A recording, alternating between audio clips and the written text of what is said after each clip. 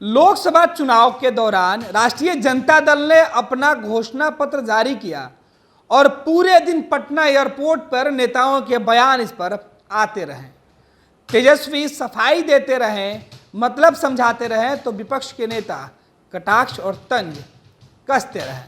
पूरे दिन एयरपोर्ट पर जाने वाले नेता, क्योंकि चुनावी जनसभा को संबोधित करने के लिए अब तक नेताओं की सबसे बड़ी जो साधन है वो हेलीकॉप्टर है, और उसी से लोगों को इकट्ठा किया जा रहा है और चुनाव प्रचार किया जा रहा है।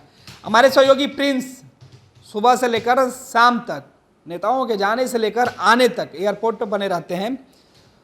प्रिंस, आज सुबह में पहला एजेंडा, पहला सवाल क्या था पत्रकारों के पास? देखिए, आज सुबह में जैसे ही तेजस्वी यादव क्या मैनिफेस्टो जारी करते हैं, उसके बाद सम्राट चौधरी आते हैं और फिर उनसे बयान लिया जाता है कि मैनिफेस्टो आरजेडी ने जारी किया है। तो सबसे पहले सवाल करते हैं कि जो लालू राबड़ी का जो कार्यकाल रहा है उसमें कितना रोजगार लोगों को लोग दे पाए हैं, क्योंकि तेजस्वी यादव मैनिफेस्टो जारी करते हैं और कहते हैं 1 करोड़ लोगों को हम रोजगार और नौकरी देंगे। तो इस पर सवाल किया है और फिर वो ज़मीन का मामला बताया कि ये ज़मीन लेने के लिए मैनिफेस्टो जारी किया गया है, तेजस्वी यादव को इस पर जवाब देना चाहिए। इसके बाद चिराग पासवान पहुंचते हैं, वो कहते हैं कि मैनिफेस्टो जारी हुआ है तो राज्य का कोई चुनाव नहीं है, देश का चुनाव है, तो ऐसे में एक साझा मतलब कि मैनिफेस्टो जारी होना चाहिए। इस तरह से आरजेडी जो रीजनल पार्टियां है, अगर वो मैनिफेस्टो जारी करती है तो इसका कोई मतलब नहीं बनता है।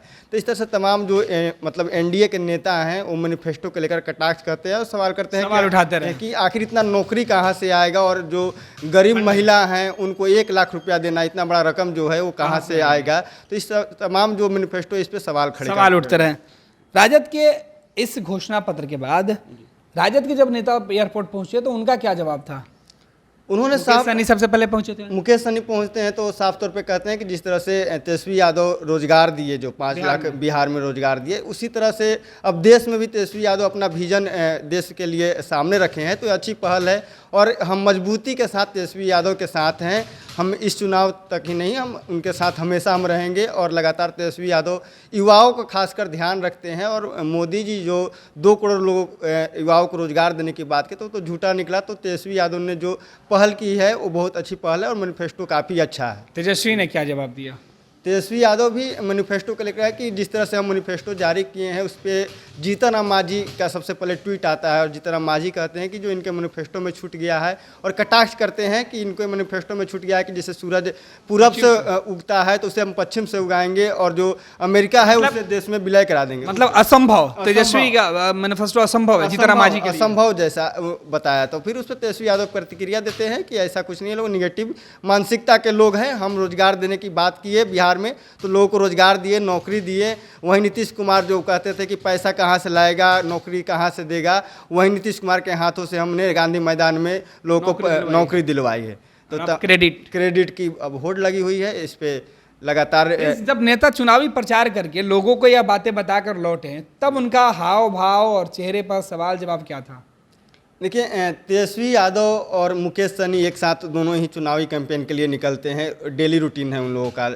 लेकिन जब वो चुनाव कैंपेन करके आते हैं और जो वहाँ हुजूम है, तो कहीं ना कहीं जो ये 4 सीट है उनका कॉन्फिडेंस तो हाई रहता है। कॉन्फिडेंस हाई रहता है कि जिस तरह से जनसलाब उमड़ता है और तेजस्वी को लेकर जिस तरह से जो युवाओं में है जोश दिखता है, क्योंकि युवाओं में एक बिहार में उम्मीद है कि तेजस्वी यादव। बीजेपी नेताओं को देख के क्या लगता है?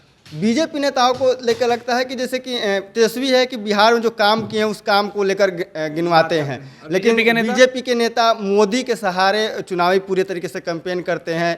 अमित शाह अपना कोई एजेंडा नहीं है कि क्या हम करेंगे इन 5 सालों में हमने क्या किया। लेकिन तेजस्वी यादव जाते हैं तो लगातार बताते हैं कि हमने 5 सालों में रोजगार दिया, नौकरी दी। तमाम जो लोग थे, जैसे तालीम मरकज थे, उनको हमने 17 महीने में वो बताते हैं कि हम काम क्या किए हैं, और आप नहीं बता पाते हैं। बीजेपी के नेता सम्राट चौधरी आते हैं, वो बोल के नहीं जाते हैं, विजय सिन्हा आते हैं तो नहीं बोलते। हाँ, बस वही है कि यहाँ के लालू यादव ने क्या किया, जो राबड़ी देवी के समय में क्या हुआ, जंगल राज में क्या हुआ था। लेकिन वो जब 10 साल की जो उनकी केंद्र में सरकार रही, बिहार में रहा, क्या काम किया, क्या डेवलपमेंट हुआ, उस पर बात नहीं हो करते। चिराग भी अमूमन चिराग भी उन सब सवालों से बचते रहते हैं। चिराग भी बीजेपी के सहारे नहीं है, पार करना चाहते हैं।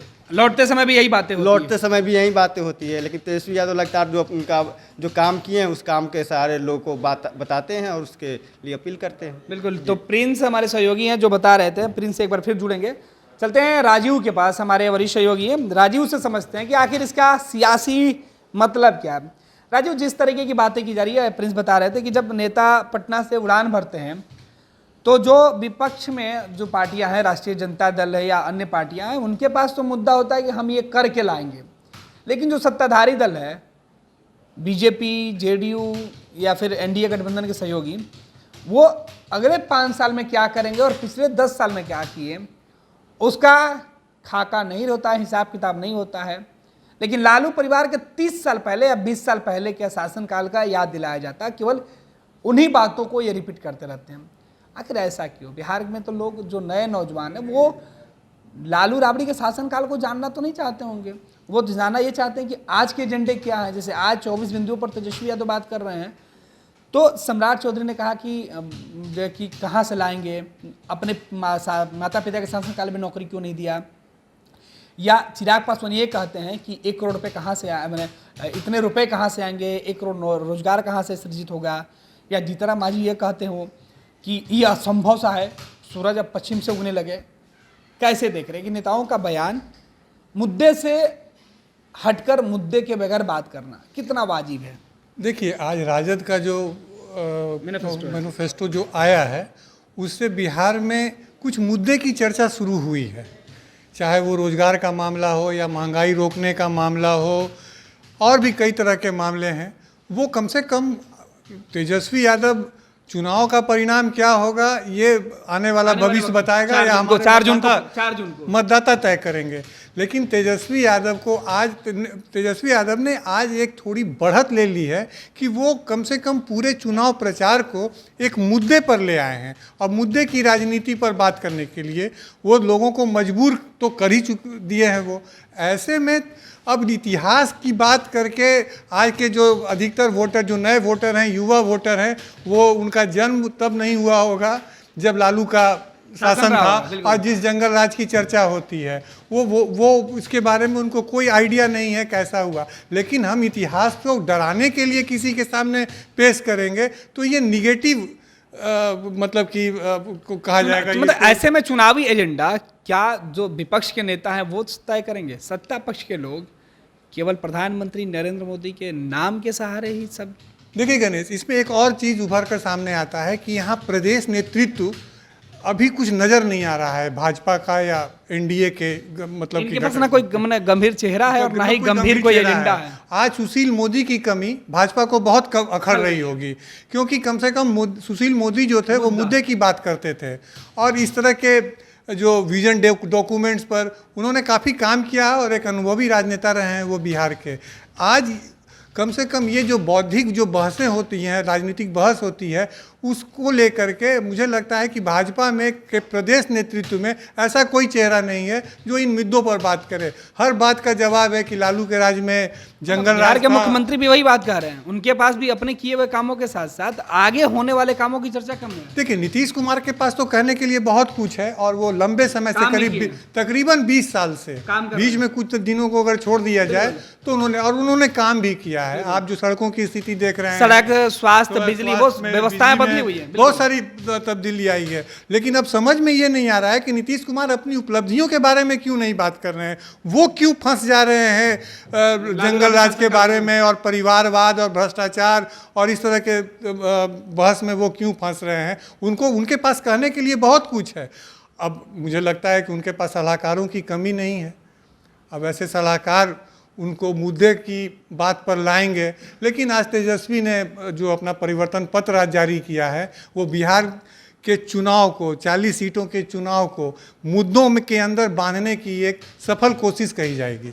बिल्कुल, चुनाव में मुद्दे पर बात होना चाहिए, और आरोप प्रत्यारोप की बातें खूब हुई, बयानबाजी भी खूब हुआ, लेकिन तेजस्वी यादव ने एक खाका तो खींच दिया है। निश्चित, लकीर भी लंबी है, निश्चित। और उनकी जो 24 पॉइंट की जो घोषणाएं हैं, वो 24 के 24 पॉइंट लोगों को आकर्षित करने वाली है। अब कल भाजपा का भी मैनिफेस्टो आने वाला है। अब ये देखना होगा, वो तो राष्ट्रीय होगा, उसमें बिहार के बारे में थोड़ी चर्चा होगी। लेकिन अब तेजस्वी के आज जो घोषणा पत्र आया उसमें बिहार की तो चर्चा है प्रमुखता से, लेकिन पूरे देश का भी एक छाप उसमें छोड़ा गया, पूरे देश स्तर पर बात की गई। उसमें जो 500 रुपये का सिलेंडर ये तो देश भर का बात है। और सब इस चुनाव में एक सबसे बड़ी बात ये होती है कि भाजपा जब राजस्थान में चुनाव लड़ती है तो वहाँ 450 और 500 के सिलेंडर की बात होती है, और वो भी भाजपा के कोई स्थानीय नेता नहीं करते हैं, वो केंद्रीय नेतृत्व की तरफ से ये बात थोपा जाता है। जैसे कि मानते हैं कि वो सिर्फ राजस्थान के लिए मंत्री हैं, वो बाकी बिहार और उत्तर प्रदेश के लिए कोई दूसरा मंत्री होगा। तो अब ये तेजस्वी जो पूरे चुनाव को जो मुद्दों के बीच में जो घेराबंदी कर रहे हैं, अब देखना है कि आने वाले पहले चरण के मतदान में अब मात्र 6 दिन का समय रह गया है। तो अब 6 दिनों के बीच में ये किस तरह का एजेंडा सेट करते हैं एनडीए के नेता, क्योंकि वहाँ नेतृत्व तो बस नरेंद्र मोदी, अमित शाह और केंद्रीय नेताओं के अलावा बिहार में कोई नेतृत्व तो दिख नहीं रहा है। राजीव, कल बीजेपी के मैनिफेस्टो में क्या कुछ हो सकता है या क्या कुछ लोग उम्मीद किए हैं? महंगाई के बारे में अब क्या कहेंगे, वो तो 2024 में ही हम लोग सुनते हुए आ रहे हैं, 14 में कि बहुत हुई महंगाई की मार, अब की बार भाजपा सरकार। अब वो महंगाई को अगर फिर काबू में करने का उनके पास कोई विजन होगा तो निश्चित कल उनके चुनाव घोषणा पत्र में आएगा। दूसरी बात बेरोजगारी की बात, और इधर जो राहुल गांधी पूरे देश में घूम घूम कर बता रहे हैं कि 30 लाख पद तो केंद्र सरकार के अधीन विभागों और मंत्रालयों में खाली है, चाहे वो रेलवे हो, सेना हो और इस तरह की जितनी भी संस्थान हैं वहाँ खाली है। तो अब अगर उनका चुनाव घोषणा पत्र में ये 30 लाख पद को भर देने की भी बात आती है तो हमको लगता है कि वो लोगों को आकर्षित करेगा। बीजेपी एक ऐसी लकीर खींचेगी जिस लकीर के आगे भी जो उनके विरोधी होंगे, चाहे समाजवादी पार्टी हो, कांग्रेस हो, राष्ट्रीय जनता दल हो, दूर दूर तक नहीं फटके। ये उनकी कोशिश होगी कि तेजस्वी यादव के घोषणा पत्र से मिलता जुलता है या उन वादों को तो शामिल नहीं किया जाए। लेकिन तेजस्वी यादव ने 24 बिंदुओं में लगभग देश को बांध दिया है। बीजेपी के पास विकल्प क्या बचता है? बीजेपी के पास अपनी उपलब्धियां गिनाने का है। हाँ, विदेश अंतर्राष्ट्रीय स्तर पर जो डंका बज रहा है भारत का, तो हो सकता है कि उसके बारे में कुछ हो कि हमने भारत का सम्मान पूरी दुनिया में बढ़ाया है। भले लद्दाख में धरना प्रदर्शन हो रहा है, अब वो उसके इसमें तो अब तो चुनाव घोषणा पत्र देखने के बाद ही हम लोग इसका विश्लेषण कर पाएंगे। तो अब देखना होगा, और उत्सुकता है बीजेपी का घोषणा पत्र जानने का, वो क्या नई घोषणाओं के साथ आ रहे हैं फिर से मैदान में। बहुत बहुत धन्यवाद राजीव। तो ये बिहार में जो आज घोषणा पत्र जारी हुआ देश के लिए, उस घोषणा पत्र को लेकर पूरे दिन पटना एयरपोर्ट पर सवाल और सवालों का जवाब, सफाई और आरोप लगते रहे हैं, दिया जाता रहा है। हमारे सहयोगी पूरे दिन एयरपोर्ट पे होते हैं और पूरे दिन, अब हर दिन एयरपोर्ट पर हुए बयानबाजी का सिलसिला समझेंगे और उसका मतलब हम बताएंगे अपने सहयोगियों के बीच। यह पेशकश आपको कैसी लगी? अपना सुझाव हमें जरूर दें।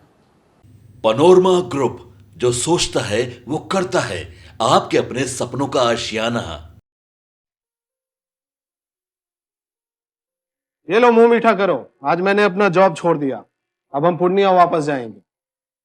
जॉब छोड़ दिया है? मतलब ये घर कैसे चलेगा? हम करेंगे क्या? और माँ बाबूजी क्या बोलेंगे? इसलिए मैं एक और मिठाई का डब्बा लाया। अपने बिजनेस के लिए लोन अप्रूव हो गया। अरे लोन अप्रूव हो गया वो तो ठीक है, लेकिन पूर्णिया में हम रहेंगे कहाँ? अपना घर भी तो नहीं है वहाँ। इसलिए तो एक और मिठाई का डब्बा अलग से लाया हूँ। हमने पूर्णिया में घर ले लिया है, पूर्णिया के ई होम्स पैनोरमा में। पूर्णिया में पैनोरमा ग्रुप लेकर आए हैं ई होम्स पैनोरमा।